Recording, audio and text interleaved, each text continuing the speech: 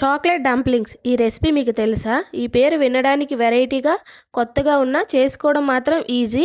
ఎంత ఈజీయో అంత healthy and tasty కూడా. ఈ రెసిపీ పర్ఫెక్ట్ మెజర్మెంట్స్తో నేను చెప్తున్నాను. ఒకసారి మీరు కూడా ట్రై చేయండి.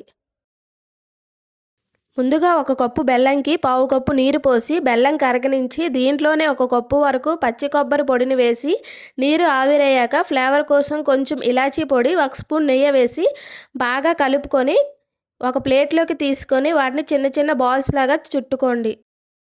వీటన్నిటిని ప్లేట్లో తీసుకొని పక్కన పెట్టుకోండి. ఇప్పుడు ఒక బౌల్ నింపుగా రాగిపిండి తీసుకొని దాంట్లో 4 స్పూన్ల రాగిపిండిని వేరు చేసుకోండి. వేరు చేసిన రాగిపిండిలోకి కొంచెం కొంచెం వాటర్ ఉండలు లేకుండా చక్కగా మిక్స్ చేసుకొని దీన్ని స్టవ్ మీద పెట్టి దగ్గరగా బాగా ఉడికించుకోండి. దీని కన్సిస్టెన్సీ అనేది రాగి ముద్దలాగా ఈ విధంగా వస్తే సరిపోతుంది. తరువాత దీనిలోకి ముందుగా తీసి పెట్టుకున్న రాగి పిండి, కొంచెం ఉప్పు, కొంచెం కొంచెం నీరు చల్లుకొని చపాతీ పిండిలాగా ముద్దగా సాఫ్ట్గా కలుపుకోండి.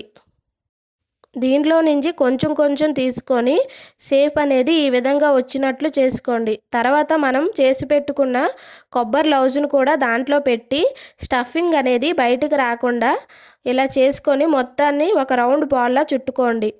తరువాత వీటిని ఆవిరి మీద ఒక 10 నిమిషాలు ఉడికించి తీసుకొని చల్లారించారంటే ఎంతో టేస్టీగా ఉండే చాక్లెట్ డంప్లింగ్స్ అనేవి రెడీ అవుతాయి. వీటిని రాగిపిండి ఇంకా కొబ్బరితో చేస్తారు కాబట్టి పిల్లలకు కూడా చాలా హెల్తీ అండి. Please do like, share and subscribe Sangeetha kitchen menus.